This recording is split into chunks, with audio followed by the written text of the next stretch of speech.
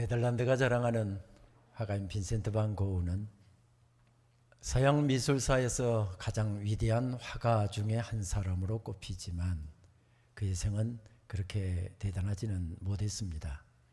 정신병에 시달리다가 결국 비극적인 생을 마쳐야 했던 사람이기도 했지요. 900여 점의 그림이 남아있고 그리고 1100여 점의 습작 그림들이 남아있습니다. 지금은 값을 매기기가 어려울 정도로 고가에 팔리고 있지만 그 당시에는 거의 그림이 팔리지 않아서 하루하루 끼니를 걱정해야 했습니다.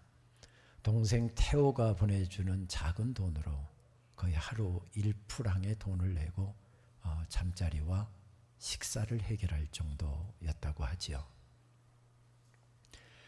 우리는 빈센트 반 고흐를 위대한 화가로 기억합니다만 여러분 알고 계십니까? 그의 아버지가 목사였고요.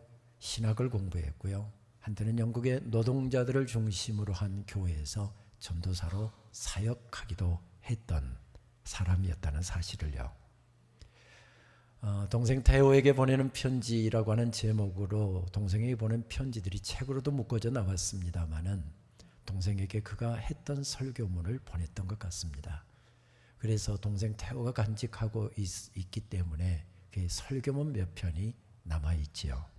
1876년 10월 29일 주일에 행했던 설교, 그의 첫 설교였습니다. 나는 이 땅에 나그네이오니 라고 하는 그 첫 설교문을 보게 되면 이런 구절들이 나옵니다. 우리는 이 땅의 순례자들이요 또한 나그네들입니다. 우리는 먼 곳에서 왔고 그리고 저 먼 곳으로 갈 것입니다. 우리의 여정은 어머니의 사랑스러운 품에서 시작되어 천국의 아버지의 그 팔에 안기게 되는 여정입니다. 지구상에 있는 모든 것은 변합니다. 이 땅에 우리가 영원히 거할 것은 없습니다. 이것은 누구나 동일하게 경험하는 것입니다. 영어 원문을 써놓으니까 아무래도 영어로 읽어야 여러분들이 감동을 하실 것 같은데 이게 23살짜리 설교자의 설교문에 나오는 내용입니다. 사랑스러운 어머니의 품에서 시작되어서 결국은 하늘의 아버지의 품에 안기는 여정, 그것이 우리 인생길이랍니다. 누구나 그 인생길에 행복만 고이 깃들기를 바라고 우리 자녀들의 인생에는, 우리 사랑하는 사람의 인생에는 행복한 일만 깃들기를 바라지만 꼭 그렇지만은 않습니다. 어려움도 있습니다. 아픔도 있습니다. 슬픔도 있습니다. 눈물도 있습니다. 답답해서 밤잠을 이루지 못할 일도 있고 분노로 온 얼굴과 가슴이 붉어지는 그런 시간들도 있습니다. 아름다운 봄날만 있는 것도 아니고요. 비바람 몰아치는 날도 있고요. 온몸을 얼어붙게 하는 한겨울과 같은 시간도 있습니다. 그래서 누군가가 필요하지요. 말씀을 준비하는데 이런 시가 문득 떠올랐습니다. 난초 화분에 휘어진 이파리 하나가 허공에 몸을 기댄다. 허공도 따라서 휘어지면서 난초 이파리를 살그머니 보듬어 안는다. 그들 사이에 사람인 내가 모르는 잔잔한 기쁨의 강물이 흐른다. 너무 힘들어서 난초의 잎사귀 하나가 축 처지더랍니다.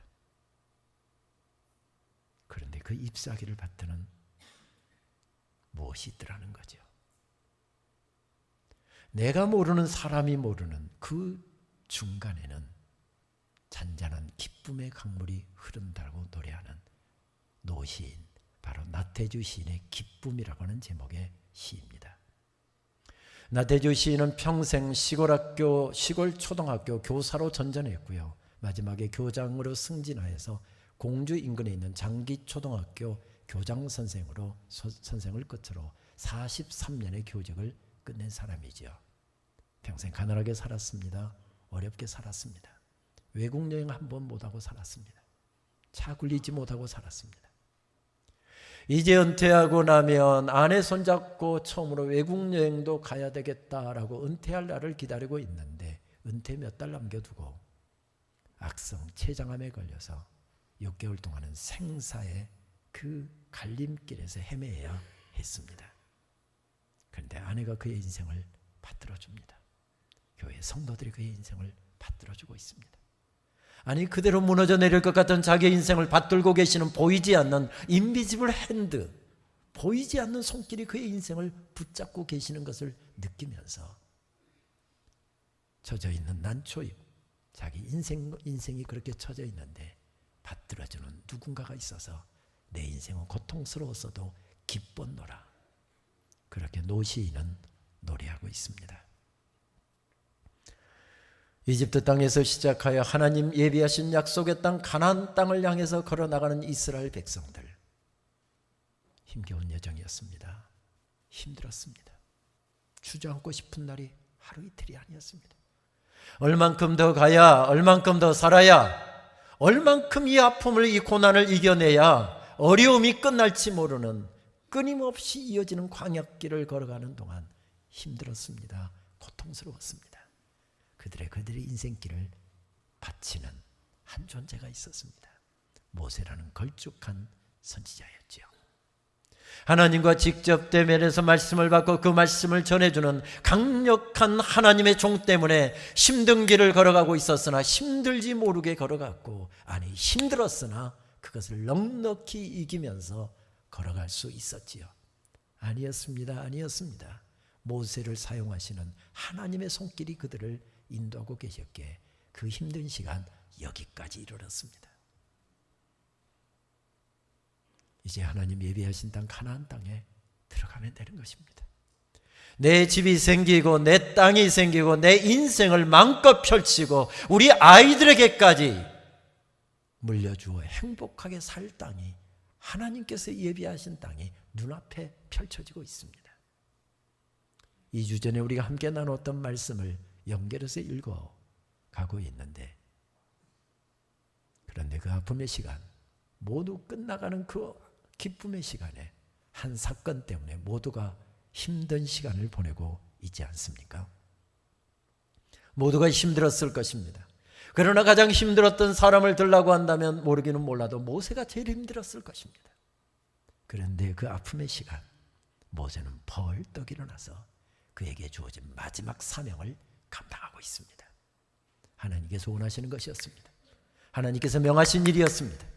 나는 비록 죽지만 내 사랑하는 자녀들은, 내 인생은 여기서 끝나지만 내 사랑하는 자녀들이 행복하게 살기를 바라는 마음으로 부모의 심정을 가지고 그의 인생 마지막 날에 벌떡 일어나서 이스라엘 백성들에게 말씀을 전합니다. 2주 전에 했던 설교 가운데서 3번의 설교가 펼쳐졌다고 말씀드리지 않았습니까? 첫 번째 설교는 신명기 1장 5절에서부터 4장 40절에 기록되어 있습니다. 두 번째 설교는 5장 1절에서부터 26장 19절에 펼쳐집니다.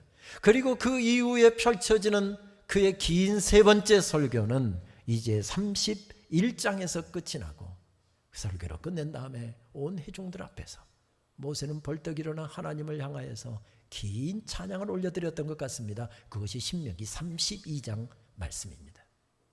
그리고 말씀을 듣고 감격하는 그들, 모세를 떠나보내야 되는 그 안타까움 때문에 슬픔 가운데 젖어 있는 그들을 향해서 손을 들어 이스라엘 12지파에게 축복을 합니다. 그게 신명기 33장의 기록이지요.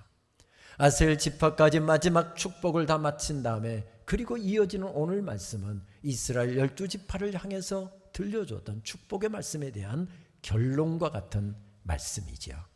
말씀은 이렇게 시작됩니다. 여수론이여, 하나님과 같은 이가 없도다. 그러면서 말씀이 어떻게 끝을 맺고 있습니까? 이스라엘이여, 너는 행복한 사람이로다. 그의 긴 설교가 여기서 끝이 납니다. 그리고 34장에서 모세는 세상을 떠나 흔적도 남기지 않은 채 홀연히 사라집니다. 여기에서 사용되고 있는 이스라엘 백성들을 향하여서 부르는 독특한 용어에 우리는 주목해 볼 필요가 있을 것 같습니다. 여수론이여라고 하는 호칭입니다. 신명기에서 한두 번, 그리고 이사야에서 한 번, 성경에는 불과 서너 번밖에 사용되지 않는 독특한 용어입니다. 여수론이라고 하는 이 말의 히브리어의 뜻은 온전하고 의로운 자, 올바른 자, 곧고 고결한 자, 이런 뜻을 가진 말입니다. 굉장히 시적인 표현이죠. 그래서 혹자는 이 부분을 이렇게 이야기하더군요.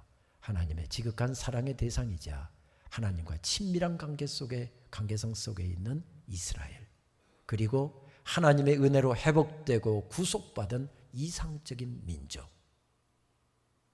이렇게 여수론을 설명하더군요. 그러니까 구약에서는 이게 이스라엘의 백성들을 향하여 지칭하는 특별 호칭이라고 한다면, 신약 시대에 와서는 예수 그리스도의 은혜로 말미암아 구원받아 하나님의 자녀가 된 사람들, 그리스도인이 된 사람들을 향하여 지칭하여 부르는 신학적인 용어입니다. 사실 이스라엘 백성들만큼 하나님의 독특한 사랑을 그렇게 많이 받았던 민족이 없었습니다.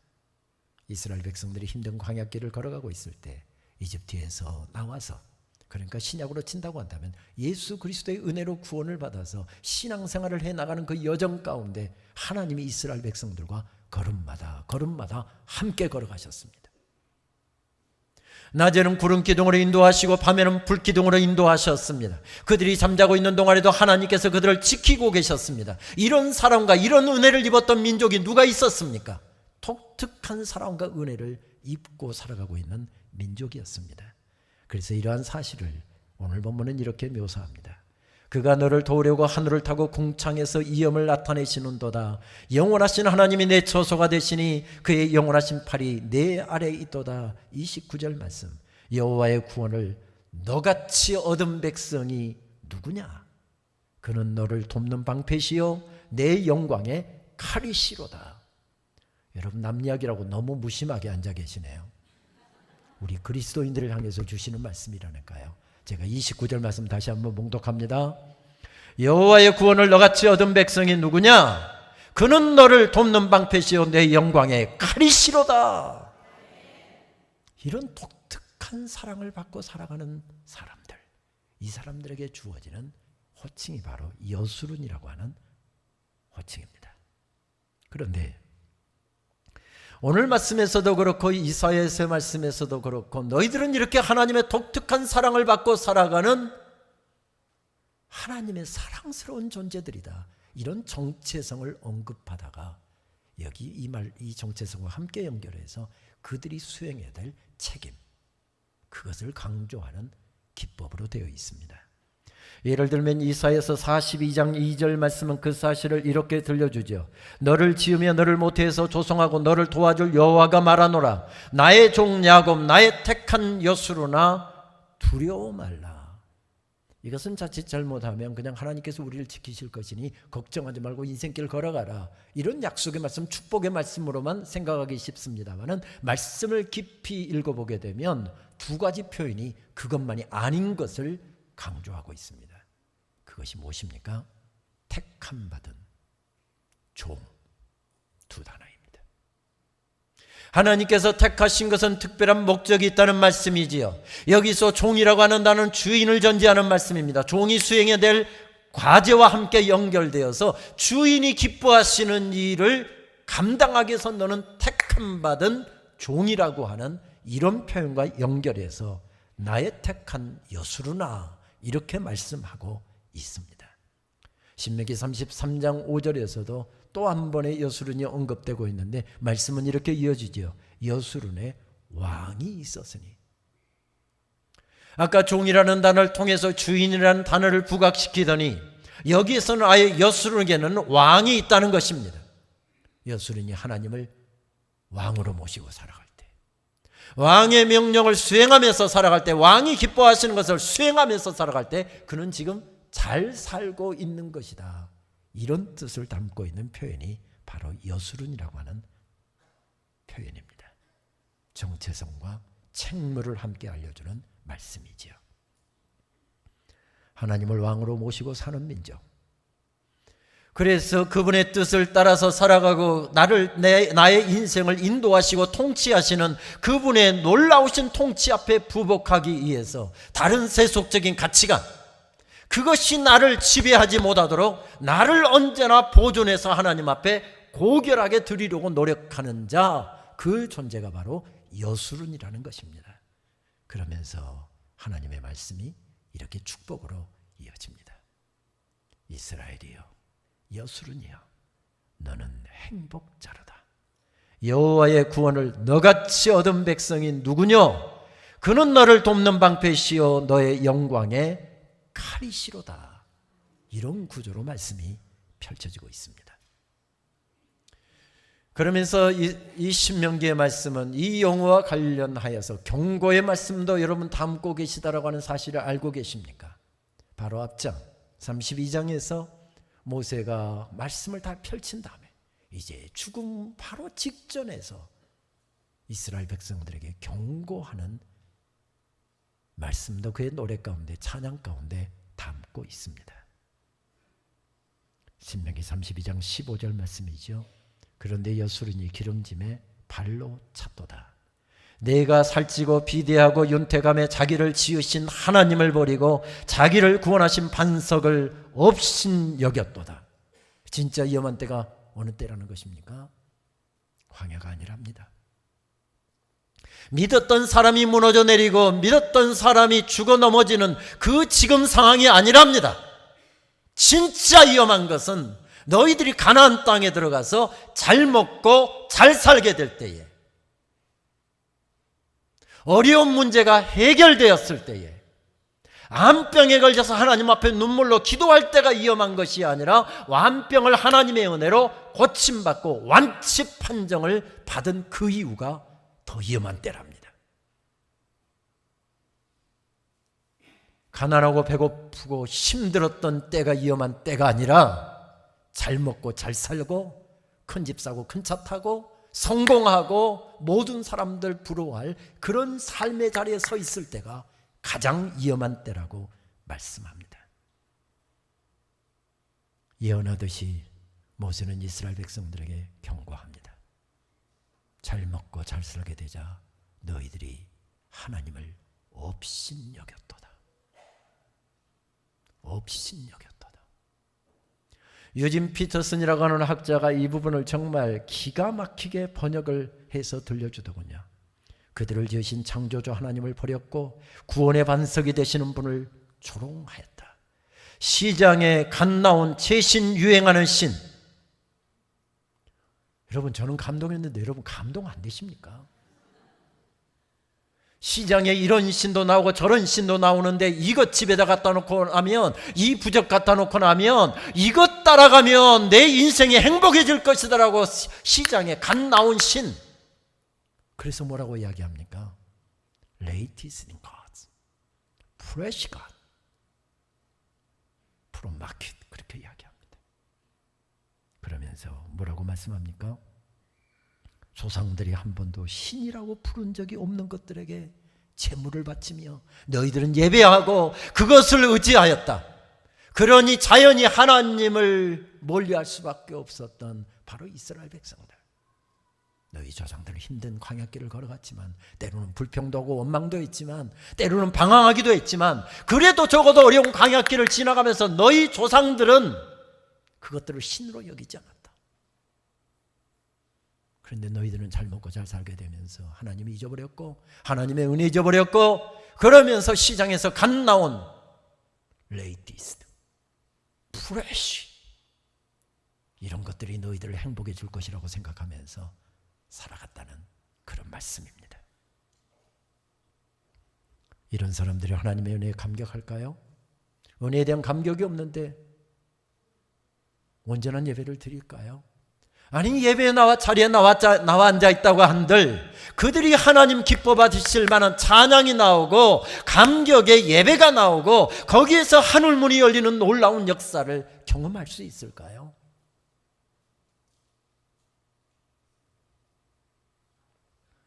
(20세기) 최고의 사상가 중에 한 사람인 시몬 베유라고 하는 프랑스의 사상가는 우주에는 두 가지 힘이 작용한다고 주장합니다. 끌어내려서 당겨들 내 쪽으로 당기는 중력의 힘과 끌어올리는 은혜의 힘이 이 우주에는 모든 사람들 속에는 작용한다고 이야기합니다. 이 중력의 힘은 필연성이라고 규정하면서 누구나 이 힘에 이끌려 살 수밖에 없다라고 이야기합니다. 그의 영혼을 빌린다고 한다면 현재적 구속력을 가졌다, 그렇게 이야기를 하죠. 그의 부친이 유대인이었기 때문에 그도 유대인으로 분류되었습니다. 아버지는 의사였고 프랑스에서 돈을 많이 벌어 부유하게 살던 사람들이었습니다. 그러나 나치가 프랑스를 점령하게 되면서 이제 그곳에서는 생명을 담보할 수가 없는 상황이어서 부유했던 의사였던 아버지는 가족들을 데리고 안전한 미국으로 망명을 가게 됩니다. 그러나 베유는 아버지를 따라서 미국으로 가지 않고 그의 민족들이 고통 가운데 있는 바로 런던에서 고통당하고 있는 이 프랑스인들을 돌보기 위해서 런던으로 갑니다. 그리고 영국 정부가 주는 작은 배고픔을 가지고 배고픔을 통해서 언제나 굶주리며 살아가고 있는 그의 동족들과 고난을 함께합니다. 그리고 34살에 결국 영양실조로 세상을 떠나지요. 그가 세상을 떠난 다음에 20세기 바로 최고의 3대 여성 철학자 시몬드 보부아르, 한나 이렌트와 함께 이런 철학자로 평가받을 만큼 굉장한 사람이었습니다. 만약에 그가 더 살았다고 한다면, 더 연구하고 더 많은 저작문을 남겨놨다고 한다면 그는 더 굉장한 인생을 살았을 것입니다. 그러나 자기 몸집을 키우고 자기를 드러내고 자기 인생을 호화롭게 하는 여기에다 초점을 맞추고 살았던 것이 아니라 하나님이 기뻐하시는 은혜의 힘에 이끌려 살려고 발버둥쳤다는 이야기지요. 그때 어쩌면 가장 섭섭했던 사람도 모세였을 것입니다. 내가 어떻게 하나님을 섬겼고 어떻게 충성했고 어떻게 헌신했고 내가 어떻게 이날까지 달려왔는데 어떻게 하나님이 저에게 이러실 수가 있어요. 중력의 힘에 이끌려 살아갈 수 있는 상황이었습니다. 그런데 모세는 중력의 힘에 이끌리지 않습니다. 무엇에 이끌립니까? 은혜의 힘에 이끌립니다. 돌이켜보니 은혜 아닌 것이 없습니다. 그는 버려진 인생이었습니다. 유대인으로 태어났다는 것 때문에 그는 나일 강가에 버려졌고 작은 갈대 상자에 얹혀져서 그는 그렇게 끊임없이 흘러내려가다가 도도하게 흐르는 나일강 강물에 휩싸여서 그는 그렇게 죽을 수밖에 없는 인생이었습니다. 그런데 하나님이 그를 건져내셨습니다. 누구를 통해서 했습니까? 이집트 왕궁의 공주를 통해서 했습니다. 그 공주는 당연히 죽어야 할 히브리 노예의 바로 아들이 그곳에 있는데 그 아이를 자기 양자로 삼으면서 이름을 모세라고 했답니다. 당시에 이집트어로 모세라고 하는 뜻은 나의 사랑스러운 아들, 나의 사랑스러운 자라고 하는 뜻입니다. 그래서 투투 모세 이런 용어들이 참 많이 나오죠. 투투의 사랑스러운 아들이라는 뜻이죠. 그런데 하나님은 아니라고 말씀합니다. 히브리어로 모세라는 뜻은 내가 너를 건졌다. 세상 사람들은 나의 사랑하는 아들이라고 내가 너를 건졌다고 이야기하는데 모세는 하나님께서 자기 인생을 건져내셨고 걸음마다 인도하시고 역사하시고 은혜로 덮으셨던 놀라운 하나님의 은혜를 떠올리게 되면서 그 죽음의 순간에도 무엇에 이끌리고 있습니까? 하나님의 은혜의 힘에 이끌리고 있는 것을 발견하게 됩니다. 돌이켜보니 은혜 아닌 것이 없습니다. 은혜로 살아왔습니다. 힘들고 어려웠습니다. 앞길이 막막했습니다. 죽을 것 같았습니다. 인생 끝나는 것 같았습니다. 그런데 돌이켜보니 하나님께서 여기까지 인도해 주셨습니다. 나는 더 살고 싶고 나는 더 가고 싶고 나는 가나안 땅에서 하루 저녁이라도 1년이라도 이 백성들과 함께 영광스러운 예배를 떠올리면서 하나님의 은혜를 찬양하고 싶은데 하나님은 이 땅에서 내 여정이 여기까지고 너는 이제 내 품으로 오너라. 수고했다 내 아들아. 고마웠다. 부르시는 하나님의 부름 앞에 순종하고 있습니다. 여러분 돌이켜보십시오. 은혜로 살아오지 않았습니까? 혹시 북녘 땅에서 생명을 보존하기 위해서 신앙을 지키기 위해서 가족들을 뒤로 두고 혈혈단신으로 내려와서 부산 땅에 처음 상자 몇 개 주워다가 삶을 시작하신 우리 노장로님들 계시죠? 노권사님들 계시지요? 고향 땅에서는 도무지 먹고 살기도 힘들고 자녀들을 가르칠 수가 없어 푸른 꿈을 안고 이 도시를 향해서 달려 나오셨을 때 아련할지 모르지만 생각해 보십시오. 여기까지 하나님께서 인도해 주셨습니다. 이 놀라운 사실을 깨닫고 감격하는 예배 공동체에서 한 설교자가 벌떡 일어나서 이렇게 외칩니다. 내 영혼아 여호와를 송축하며 그의 모든 은택을 잊지 말지어다. 잊지 말지어다. 새번역 성경은 이것을 더 생생하게 우리들에게 이렇게 번역해 줍니다. 내 영혼아 주님을 찬송하여라. 주님이 베푸신 모든 은혜를 잊지 말아라. 주님은 너의 모든 죄를 용서해 주시는 분, 모든 병을 고쳐주시는 분, 생명을 파멸해서 속량해 주시는 분, 사랑과 자비로 단장하여 주시는 분, 평생을 좋은 것으로 흡족히 채워주시는 분, 내 젊음을 독수리처럼 늘 새롭게 해주시는 분이시다.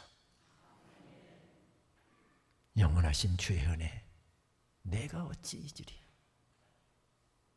말씀을 준비하는데 계속해서 하나님께서 제 입술에 담아주신 찬송 가사였습니다.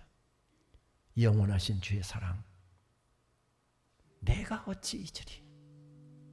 내가 어찌 잊으리. 내가 어찌 잊으리. 영원하신 주의 사랑 내가 어찌 잊으리. 바다 같은 주의 사랑, 바다 같은 주의 은혜 내 마음속에 넘치네. 생명의 주 우리를 위해 보혈을 흘렸네. 모세가 그 은혜를 떠올린 것이죠. 아니요 모세는 광야에서 먹여주시고 입혀주시는 만나의 은혜를 입었다고 한다면 우리에게는 죽어도 사는 영원한 생명을 주시는 예수 그리스도를 통해서 허락하시는 십자가의 보혈의 은혜를 허락해 주셨고요, 그 생명을 날마다 확인하며 살아갈 수 있도록 성찬의 놀라운 은혜를 허락해 주셨고요, 영원하신 주의 사랑 어찌 우리 잊으리. 생명 주신 주님만을 영원히 찬양하리. 우리 같이 찬송 한번 드리고 말씀 이어갈까요? 바다 같은 주의 사랑 내 맘속에 넘치네. 생명의 주 우리를 위해 보혈 흘려 주셨네. 영원하신 주의 사랑 어찌 우리 잊으리. 생명 주신 주님만을 영원히 찬양하리. 주 못 박힌 언덕 위에, 주 못 박힌 언덕 위에 생명의 문 열렸네. 깊고 깊은 은혜의 샘 강과 같이 흐르고 하나님의 자비하심 이 땅 위에 넘치네.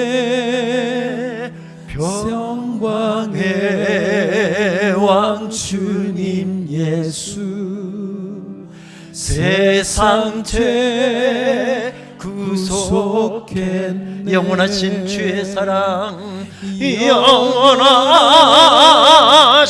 주의 사랑 어찌 내가 잊으리. 어찌 내가 잊으리. 생명 주신 주님만을 영원히 찬양하리. 그렇습니다. 모세가 거기에서 일어설 수 있었던 것은 하나님의 은혜를 떠올렸기 때문이었습니다. 내 인생길에 덮어주셨던 그 하나님의 섬세하신 은혜, 한치도 그르침이 없이 인도하시고 나를 이끌어가시는 하나님의 놀라운 은혜, 그 은혜가 나를 살게 했습니다. 그 은혜가 나를 여기 세웠습니다. 그 은혜가 나를 영원한 천국으로까지 인도하실 것입니다. 그 은혜에 사로잡히니, 그 은혜에 이끌려가니 그는 그 자리에서도 펄떡 일어섭니다. 그리고 하나님의 놀라운 사랑을 받은 사람들에게 그 은혜 잊어버리면 너희 망한다. 잘 살아도, 큰 집 살아도, 성공했어도, 부유하게 살아도 그 은혜 잊어버리면 너희들 망한다.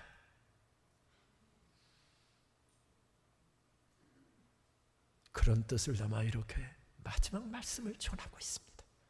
그리고 이 말씀 전하고 그는 호련히 사라집니다.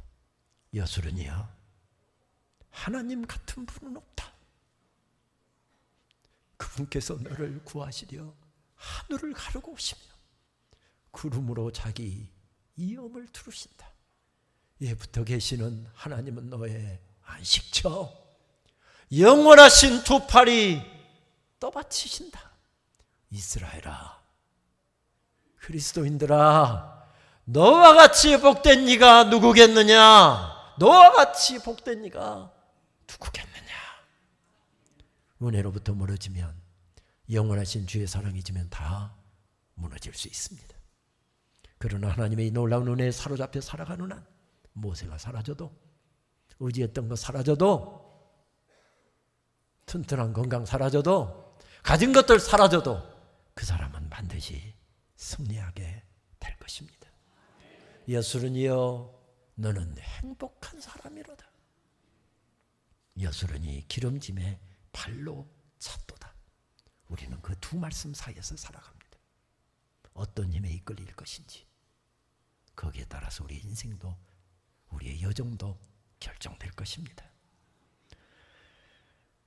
저는 3주 전 우리 산성교회 설교가 없는 날 오전에 서울에 있는 어느 교회에서 오전에 몇 번의 설교를 하고, 그리고 급히 식사를 한 다음에 막히는 서울길을 뚫고서 달려서 1시간 넘게 달려서 의정부의 어느 교회에서 오후 예배 말씀을 전하게 되었습니다.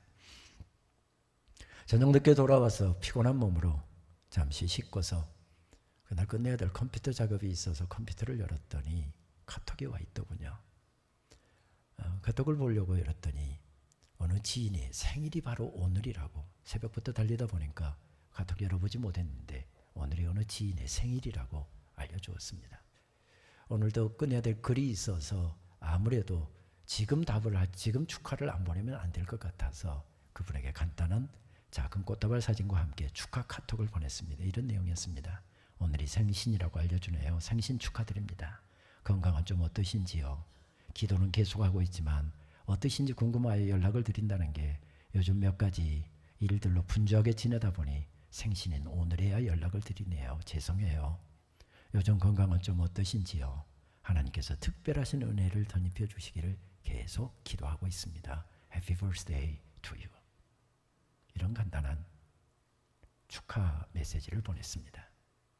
그리고서 무엇을 하다가 우연히 카톡 그분의 사진을 딱 보고서 기절하는 줄 알았습니다. 왜냐하면 영정 사진이 거기에 딱 올라와 있는 겁니다. 장난하는 걸 줄 알았습니다. 원녀가 자기 죽음을 생각해서 아마 이분이 장난하는 걸로 생각했습니다. 장난이었습니다. 그분이 바로 카톡을 보내왔더군요. 안도의 숨을 내리시면서 그러면 그렇지, 내가 좀 이제 전화하고 이런 장난을 하면 어떻게 하냐고 야단을 바로 하려고 전화부터 먼저 하려고 생각하다가 카톡을 딱 눌렀더니 카톡 메시지가, 이런 메시지가 그분 이름으로 왔습니다. 안녕하세요. 지난 3월 21일에 하늘나라로 가셨습니다. 기도에 감사합니다. 카톡을 그대로 놓고 그분 동생이 보내온 카톡이었습니다. 또 바로 카톡이 날아오더군요. 몇 년 전 두 분과 찍은 사진을 폰 바탕화면에 두셨던데 좀 더 하나님 나라에 애쓰시기를 원하셨으나 하나님께서 고통 없는 하나님의 나라에 인도하셨음에 순종하며 감사하고 있습니다. 그리고 그 카톡 사진에 캡처해서 두었다라고 하는 그 사진을 저에게 보내왔습니다. 저는 16년 넘게 CBMC 사역을 해왔습니다. 매주 목요일 아침 한 주도 빠지지 않고 계속해서 말씀을 전해왔죠. 그분은 제 설교에 은혜를 받는다면서 말씀을 들으면서 행복하다고 16년 동안 비가 오나 눈이 오나 한 번도 빠지지 않으려고 몸부림치면서 살던 분이었습니다. 어느 날은 자동차를 폐차할 정도로 큰 교통사고 아침에 오다가 났는데 경찰에게 잠깐 리포트하는 것만 사인하고 그냥 차 맡겨놓고 택시 타고 달려왔다. 그냥 병원으로 먼저 달려간 게 아니라 말씀 안 놓치려고 그렇게 달려왔던 분이었습니다. 몇 개월 전에 잠시 만났을 때 아주 간단한 암이 초기에 발견돼서 참 감사하다고, 그리고 뭐 수술할 필요도 없고 뭐 이 정도로 작은 것인데 방사선 치료 시작한다고 기도해달라고 기도 부탁을 해왔습니다.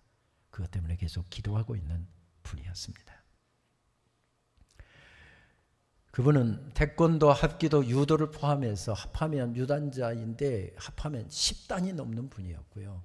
공수부대 출신이었고요. 워낙 이게 무술에 뛰어나니까 청와대에서 해서 경호원으로 군대 생활을 하다가 또 제대한 다음에도 경호원으로 오랫동안 활동하고, 그리고서 청와대를 정권이 바뀌면서 나온 다음에는 자기 사업을 하고 있는 분이었습니다.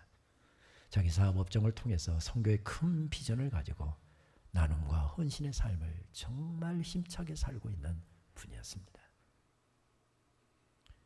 얼마 전에 전화로 통화했고 안부를 물었는데, 또 제가 매주 나가던 CBMC를 이제 학교 일이 바빠져서 그만두었는데, 그러다 보니까 매주 만나지 못해서 생긴 해프닝이었습니다. 우리 모두에게도 그런 날은 꼭 한 번은 오지요. 근데 그날이 내일일지 모레일지 내년일지 후내년일지를 모르고 산다는 게 문제가 있습니다. 아무도 그날을 모릅니다. 그렇게 건강했던 분도 운동에 만능이 없고 아픈 데 하나 없이 지금까지 살아왔던 분이 작은 초기 암에 그렇게 무너져 내릴 줄은 몰랐습니다. 먼 길 달려와 거기 섰는데 오늘이 인생 마지막 날이랍니다. 그런데 모세는 그 원망할 수 있는 자리에서 모세에 이끌립니까? 하나님의 은혜의 힘에 이끌립니다. 그리고 하나님께서 이스라엘 백성들에게 주시는 말씀이 아니라 너는 나의 사랑스러운 자 여수룬이여 들려주시는 말씀 받고 그 은혜에 감격하여 하나님께서 맡겨주신 그 마지막 책임을 다 수행하고 있는 것을 발견하게 됩니다. 저는 매주 KTX로 설교하러 타고 아침에, 주일 아침에 새벽에 출발해서 내려왔는데 이번에는 차를 가지고 내려왔습니다.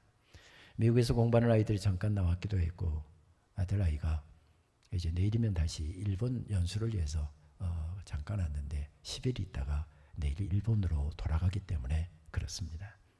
아직 학기 중이어서 함께 여행할 시간이 거의 없어서 제가 설득하고 설득해서 부산 굉장히 멋있는 곳이다, 한번 같이 가자, 설득하고 설득해서 이번 주말 같이 내려왔습니다.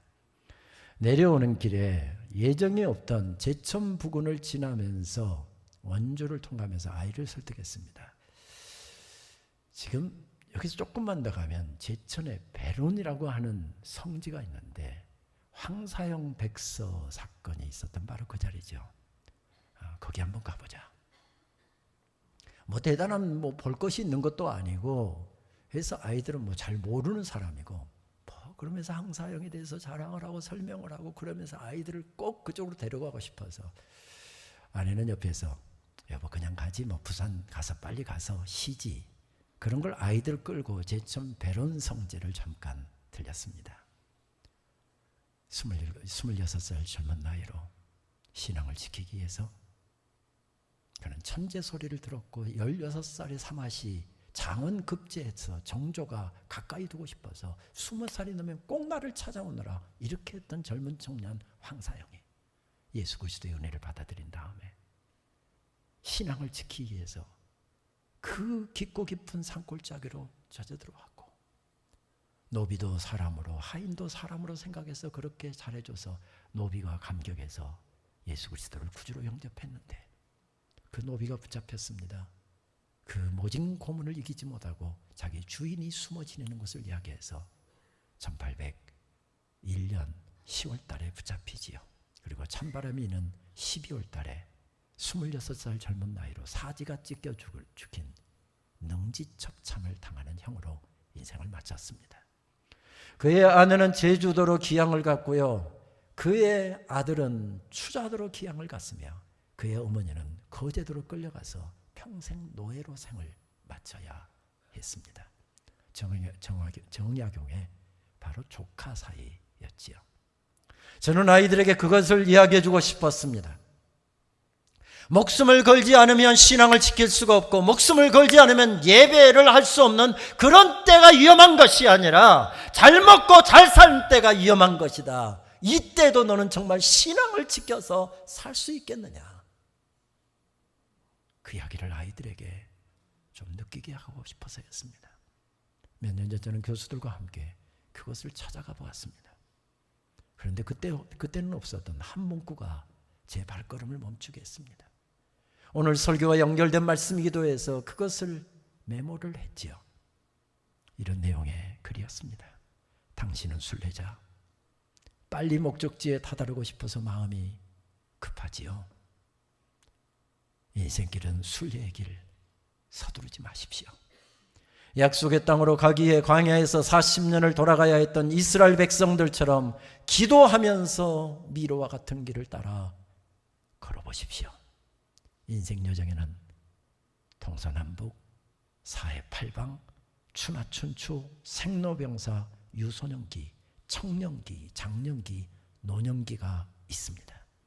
어느 가정도 생략할 수 없고 모두 거쳐야만 목적지에 이릅니다. 인생 여정에는 지름길은 없습니다. 참고 견디면서 걸으면 반드시 약속은 이루어집니다. 서두르지 말합니다. 믿음으로 걸어가 보랍니다. 기도하면서 천천히 음미하고 음미하면서 지금의 시간들을 걸어가랍니다. 아닙니다. 청년기를 살고 있다고 해서 중년기가 보장된 거 아니고 중년기를 살고 있다고 해서 노년기가 보장되어 있는 거 아닙니다. 노년기를 살고 있고 젊은 날에 그렇게 충성했기 때문에 가나안 땅이 약속으로 주어지는 것도 아닙니다. 자녀들 결혼시키고 행복하게 잘 사는 모습 다 지켜보고 그렇게 살 수 있는 것 아무에게도 보장되어 있지 않습니다. 언제 끝날지 모르는 그 여정을 걸어가는 우리는 순례의 길입니다. 그 길을 걸어가면서 모세는 어떻게 합니까? 아니 모세의 상해를 통해서 하나님께서는 우리에게 무엇을 말씀하고 계십니까? 모세는 우리들에게 이렇게 말을 걸어옵니다. 그래요. 제 인생의 봄날이 지나가고 있었어요. 그래서 저는 그 봄날을 살려고 몸부림쳤어요. 아닙니다. 아닙니다. 하나님은 모세의 고백을 통해서 우리들에게 다시 말씀하십니다. 모세의 봄날이 중요한 것이 아니라 너희들의 봄날이 중요하다. 너의 봄날이 중요하다. 저는 5월 첫 주 말씀을 전하면서 금화 피천득 선생이 구순의 나이에 썼다는 그의 수필 5월이라고 하는 수필을 읽으면서 설교를 시작했습니다. 한 번 써먹은 자료니까 이거 언급하지 않아야 되는데 설교 준비하는데 계속해서 그게 생각나서 다시 한번 꺼내 읽었습니다. 그런데 여러분 그때도 강조했지만 실록을 바라다 보면 내가 살아있다는 사실이 참으로 즐겁다. 내 나이를 세워서 무엇하리. 그때는 무엇에다 방점을 두었습니까? 내 나이를 세워서 무엇하리. 나는 푸른 5월을 살고 있다. 이것에 강조점을 두었잖아요. 근데 5월을 딱 보내고 5월의 마지막 날 이 설교를 준비하고 있는데 이 글이 자꾸 생각나게 하더니 글을 읽는데 방점이 달라졌습니다. 연한 녹색은 나날이 번져가고 있다. 어느덧 짙어지고 말 것이다. 머문 듯 가는 것이 세월인 것을 밝고 맑고 순결한 5월은 지금 가고 있다. 밝고 맑고 순결한 우리의 봄날이 지금 가고 있답니다. 그렇게 모세의 봄날이 지나가고 있었습니다. 모세의 봄날 이야기를 하면서 모세가 들려주는 이야기, 그래요, 우리의 봄날도 지금 가고 있어요. 봄날 이야기를 들으면서 여러분 어느 봄날을 생각하십니까? 어제 저녁 늦게까지 해서 설교 마무리하고 PPT 준비해서 목사님께 보냈는데 새벽 5시에서 기도하고 설교를 다시 브러셔업 하는데 자꾸 백설이 씨의 봄날은 간다라고 하는 노래가 생각나는 겁니다. 이선희 씨가 리메이크해서 불렀던 봄날은 간다라고 하는 노래가 자꾸 생각나는 것입니다. 장사익 씨가 불렀던 봄날은 간다라고 하는 노래가 자꾸 생각나는 겁니다. 그래서 아침에 아이들 다 자는데 봄날은 간다 노래를 틀어서 들었다는 거 아닙니까? 꽃이 피면 같이 울고 꽃이 지면 함께 울던, 별이 뜨면 서로 웃고 별이 지면 함께 울던 노래를 한참 듣다 보니까 아내가 기도하고 있는데 주일날 아침에 무슨 봄날은 간다라고 하는 노래냐, 야단 맞을 것 같아서 얼른 볼륨 줄였다가 껐습니다.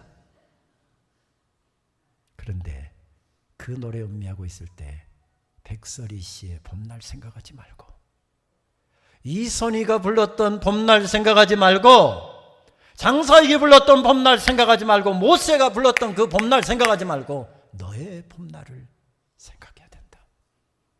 그래야 우리의 봄날이 가고 있습니다. 어떻게 이 봄날을 사시겠습니까? 여기에서 선교도 시작되고 여기에서 아름다운 인생도 시작되지요. 산성교회는 우리 교단에서 어느 교회보다도 선교를 위해서 헌신해 오신 교회입니다.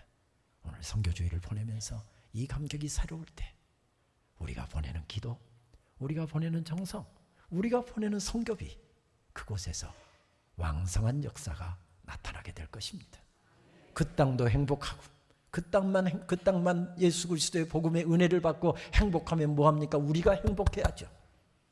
그 땅도 행복하고 우리도 행복하고 주님 오시는 그날까지 그렇게 영광스럽게 쓰임받는 여러분들의 봄날이 되셨으면 좋겠습니다.